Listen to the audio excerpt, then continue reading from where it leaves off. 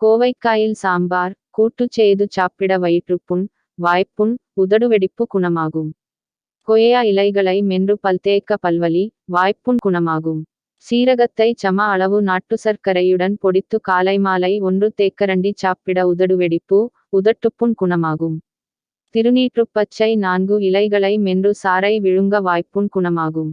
ஒரு பிடி நெல்லியிலைகளை நன்கு கொதிக்க வைத்து இளம் சூட்டில் வாய் கொப்புளிக்க வாய்ப்புண் குணமாகும்.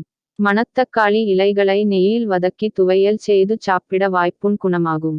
மணத்தக்காளி இலைகளை மென்று சாறை 1 நாளைக்கு 6 முறை விழுங்கி வர வாய்ப்புண் குணமாகும். மருதாணி இலைகளை 1 மணி நேரம் ஊற வைத்து காய்ச்சிய கஷாயத்தால் வாய்க்கொப்புளிக்க வாய்வேக்காடு, வாய்ப்புண், தொண்டைப்புண் ஆறும். ஆவாரைப்பட்டையை பொடித்து கசாயமிட்டு வாய்க்கொப்புளிக்க வாய்ப்புண், வாய்து நாற்றம் நீங்கும். சிவனார்வேம்பு வேரால் பல்துலக்கி வர பல்வலி, ஈறுவீக்கம், வாய்ப்புண் குணமாகும்.